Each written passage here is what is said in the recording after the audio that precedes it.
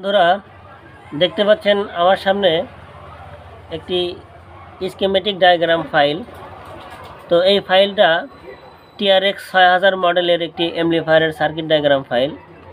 এবং আপনারা যারা সার্ভিসিং করেন অবশ্যই জেনে থাকবেন যে TRX কোম্পানি তাদের অ্যাম্প্লিফায়ারের সার্কিট বোর্ডের সাথে পার্টসের কোনো ভ্যালু দিয়ে থাকে না, পার্টসের কোনো ভ্যালু দেয় না, শুধু সিরিয়াল নাম্বার দিয়ে তারা কম্পোনেন্টগুলো বসায়। সেক্ষেত্রে প্রপার সার্ভিসিং করতে গেলে আমাদের অবশ্যই স্কিমেটিকের প্রয়োজন আছে। এজন্য আমরা স্কিমেটিকটা সামনে রাখছি কাজ করার জন্য, এবং এটাকে সামনে নিয়ে আমরা কাজ করব। আমাদের সাথেই থাকুন, আমরা কিভাবে কাজ করি এটা আপনাদেরকে দেখানোর চেষ্টা করব ইনশাআল্লাহ। তো ভিউয়ার্স দেখতে পাচ্ছেন আমার সামনে TRX 6000 মডেলের একটি অ্যাম্প্লিফায়ার হেড।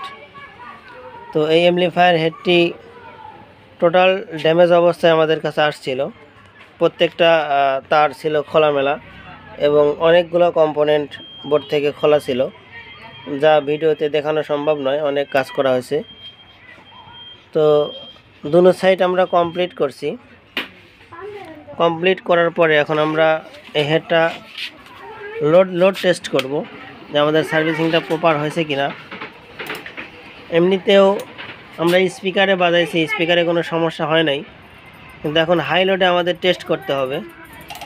এবার সে মিক্সার কানেক্ট করছি দেখতে পাচ্ছেন, এবং আমরা এখন এই যে স্পিকার টার্মিনাল থেকে দুটো তার দিয়ে আমরা এখানে 4 ohms একটা কয়েল লোডে রাখছি। তো আমাদের এখন সমস্যা যেটা দেখা দিচ্ছে সেটা হচ্ছে, আমরা যদি হাই সাউন্ড তুলতে যাচ্ছি, দেখতে যাচ্ছেন প্রোটেক্ট বাতিটা ধরতেছে নিপতেছে। এপাশে আমরা কয়েলটা লোডে রাখছি দেখতে পাচ্ছেন। আমাদের সমস্যা হচ্ছে প্রোটেক্ট ধরতেছে, প্রোটেক্ট। তো আসলে TRX হেডগুলা প্রত্যেকটা কম্পোনেন্ট এখানে বসানো আছে শুধু সিরিয়াল নাম্বার দিয়ে, এবং কম্পোনেন্টের মান কিন্তু বোর্ডের সাথে দেওয়া নেই। আপনারা যারা সার্ভিসিং করছেন ইতিপূর্বে তারা অবশ্যই জেনে থাকবেন, কোনো কম্পোনেন্টের মান বোর্ডের সাথে দেওয়া নেই, শুধু সিরিয়াল নাম্বারগুলো বোর্ডের সাথে দেওয়া আছে। তো সেজন্য আমরা এখানে স্কিমেটিক ডায়াগ্রাম ব্যবহার করব। দেখতে পাচ্ছেন এখানে আমরা TRX 6000 মডেলের অ্যাম্প্লিফায়ার হেডটির ডায়াগ্রাম এখানে বের করে নিয়েছি, এবং আমরা এখানে ফাইন্ড আউট করব আমাদের প্রোটেক্ট যে ধরতেছে সেই সেকশনটা কোথায়, প্রোটেক্ট সেকশন। বন্ধুরা দেখতে পাচ্ছেন এটা হচ্ছেন প্রোটেকশন সেকশন, এটা হচ্ছেন প্রোটেকশন সেকশন, এটা হচ্ছেন রিলে, আর একটা দুইটা তিনটা চারটা ট্রানজিস্টর এখানে ব্যবহার করা হয়েছে। চারটা ট্রানজিস্টর এখানে ব্যবহার করা হয়েছে। এটা এই দুইটা 5551 আর 2383, এটা হচ্ছে ডিলে টাইমের জন্য। আমরা স্পিকারের লাইন 5551 এবং 2383 এই দুটো ট্রানজিস্টর ডিলে টাইমের জন্য ব্যবহার করা হয়েছে। হ্যাঁ ডিলে টাইমের জন্য। আর এখানে যে দুইটা 5551 ব্যবহার করা আছে, এটা হচ্ছেন আপনার স্পিকার ডিসি প্রোটেকশনের জন্য।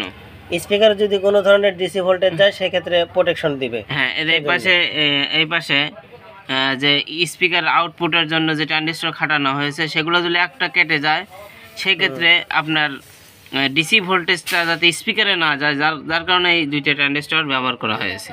আচ্ছা, ঠিক আছে। আচ্ছা, এখন স্পিকার প্রোটেক্ট ধরতেছে কেন? হাই সাউন্ডে যে স্পিকার প্রোটেকশন ধরতেছে কেন? সেটার কারণ হচ্ছেন দেখতে পাচ্ছেন এগুলো সব আউটপুট ট্রানজিস্টর ইমিটার থেকে যে ফিডব্যাক, যে স্পিকার আউটপুট নেওয়া হয়েছে এখান থেকে রিলের যে সাপ্লাই প্রয়োজন সেখান থেকে আপনার 100K রেজিস্ট্যান্সের মাধ্যমে আপনার এই ডিসি প্রোটেকশন যে দুইটা ট্রানজিস্টর আছে সেই ট্রানজিস্টরের ইমিটার সেকশনে গেছে। এটা আপনার স্পিকার ডিসি প্রোটেকশনের জন্য ব্যবহার করা হয়েছে। হ্যাঁ, এটা ডিসি প্রোটেকশনের জন্য ব্যবহার করা হয়েছে। যেহেতু এগুলো বাইপোলার জংশন ট্রানজিস্টর, সেই ক্ষেত্রে যখন এর ভিতরে হাই ভোল্টেজটা সৃষ্টি হয় তখন কিছু মিলিভোল্ট ডিসি কিন্তু স্পিকার আউটপুটে শো করে।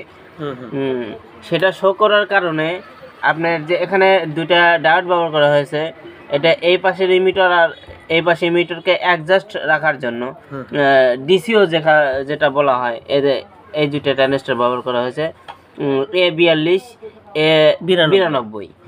এই দুটো ট্রানজিস্টর যদি লিকেজ থাকে, এবং এটা আপনারা যখন আপনারা মাদারবোর্ডে যাবেন তখন ওখানে Q61 এবং Q44 এই সিরিয়ালে পাবেন, এই সিরিয়াল ট্রানজিস্টরে পাবেন। হ্যাঁ, ঠিক আছে। এই দুইটা যদি লিকেজ করে সেক্ষেত্রে আপনার স্পিকার হাই সাউন্ডে প্রোটেকশনে যেতে পারে।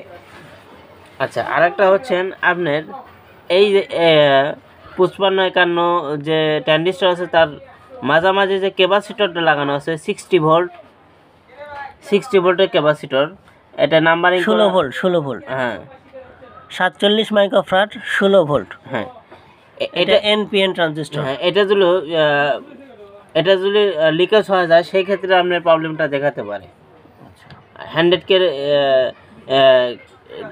কিলো ওহমসের রেজিস্টার দ্বারা যে সিগন্যালটা পাঠানো হয়েছে, এটা যদি ভ্যালু লস করে, ভ্যালু যদি কমে যায়, বেড়ে গেলে সমস্যা হবে না, কমে যদি যায় সেক্ষেত্রে আপনার এটা প্রবলেম হতে পারে। এখন একটা কথা আপনাদেরকে বলবো, যারা আমার ভিডিও দেখেন বা দেখবেন, আপনারা আমরা হচ্ছে ইউটিউবে বা এই অনলাইন প্ল্যাটফর্মে নতুন, যার কারণে আমাদের বোঝাতে একটু সমস্যা হতে পারে, বা এক এক অঞ্চলের ভাষা, আঞ্চলিক ভাষা এক এক রকম হয়ে থাকে। এজন্য ভাষার দিক থেকে কেউ কোনো কটু কথা বলবেন না, বা ভাষা নিয়ে কেউ কোনো কথা বলবেন না। আপনাদের যদি কোনো জায়গায় বুঝতে সমস্যা হয় সেক্ষেত্রে আমাদের ডাইরেক্ট নক দিতে পারেন হোয়াটসঅ্যাপে।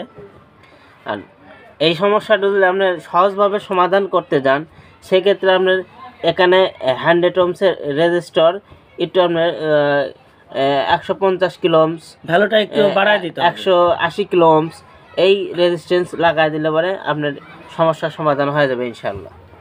আর একদমই যদি ফিক্স সমস্যা চান তাহলে আপনি এটা তুলে ফেলে দিতে পারেন, শর্ট করে দিতে পারেন।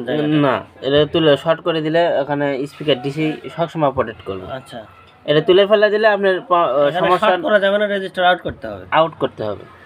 এটা দ্বিতীয়বার প্রবলেম হবে না, কিন্তু একটা রিস্কে থেকে যাবে, সেটা আপনার যদি কোনো ট্রানজিস্টর ফল্ট হয় সেক্ষেত্রে এই ইমিটর রেজিস্ট্যান্স, ইমিটর ট্রানজিস্টর যে ডিসি অফসেট করার জন্য যে ট্রানজিস্টর ব্যবহার করা হয়েছে, এটা সেন্স করার পরে রিলে অফ হবে, এর আগে অফ হবে না, ততক্ষণের মধ্যে আপনার স্পিকার শেষ।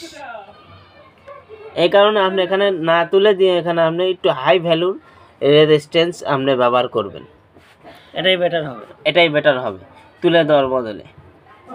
আমরা ডায়াগ্রামের মাধ্যমে বুঝাতে পারলাম কি না পারলাম আপনারা। আচ্ছা, এখানে যদি আমরা রেজিস্টারের জায়গায় যদি কোনো প্রিসেট ব্যবহার করার চেষ্টা করি সেটা কি সম্ভব? হ্যাঁ, সম্ভব। সেক্ষেত্রে প্রিসেট ব্যবহার করতে হবে, ভিআর নয়। এটা কিন্তু দেখতে পাচ্ছেন,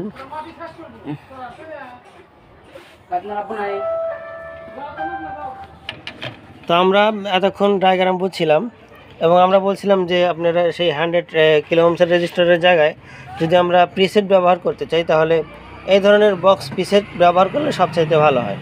এগুলো ভেরিয়েবল রেজিস্টার কিন্তু ওখানে ব্যবহার করা যাবে না। আর আরেকটা কথা বলা হচ্ছিল যে রেজিস্টার আপনারা উঠায় ফেলবেন, ওখানে শর্ট করে দিবেন না। এটা রেজিস্টার না উঠায় যদি আপনারা রেজিস্টারের ভ্যালুটা একটু বাড়ায় দিয়ে কাজটা করেন তাহলে এটা আরও ভালো সমাধান হয়। তো এখানে যে প্রবলেমটা আমরা ফেস করতেছি, প্রোটেকশন ধরে যাচ্ছে, তো এটা সমাধান করার চেষ্টা করব, আর আমরা সমাধান করে আপনাদেরকে দেখানোর চেষ্টা করবো ইনশাল্লাহ, সঙ্গেই থাকবেন। তো আমরা দেখতে পাচ্ছি এখানে আর 167 সিরিয়ালে 100K রেজিস্টারটা ব্যবহার করা হয়েছে। আমরা এটা মাদারবোর্ডে খুঁজে বের করব। তো বন্ধুরা দেখতে পাচ্ছেন এখানে আমরা আর 167 রেজিস্টারটা খুঁজে বের করছি এবং প্রাথমিক অবস্থায় এটা আমরা ভ্যালু চেঞ্জ করে দেখব আমাদের সমাধান হয় কিনা। এরপরেও যদি সমাধান না হয় সেক্ষেত্রে আমরা যে ট্রানজিস্টরগুলোর কথা আপনাদেরকে বলা হলো সেগুলো আমরা চেঞ্জ করে দেখব এবং সমাধান করার পরে আপনাদেরকে ফুল ভিডিওটা দেখাবো ইনশাল্লাহ। তো বন্ধুরা দেখতে পাচ্ছেন আলহামদুলিল্লাহ আমরা সফলতার সাথে কাজটা করতে পেরেছি।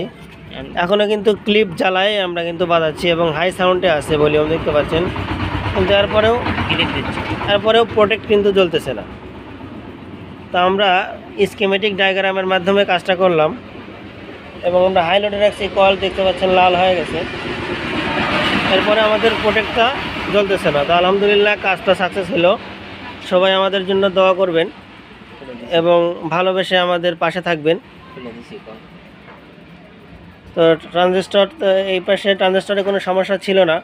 ছোট্ট একটা যে রেজিস্টারটা দেখাইলাম আমরা, সেই রেজিস্টারটা আমরা এই যে এখানে দেখতে পাচ্ছেন ফিডব্যাকের যে রেজিস্টারটা, এটা 100K রেজিস্টারটা আমরা এখানে ভ্যালু চেঞ্জ করে দিছি এবং হয়ে গেছে। তো প্রত্যেকটা কাজ যদি আপনি বুঝে করেন অবশ্যই সেটা সফলতা আনা সম্ভব। আর যদি মুখস্থ করেন সেটাতে কখনোই সফলতা আসবে না। সবাই ভালো থাকবেন, সুস্থ থাকবেন। আল্লাহ হাফেজ।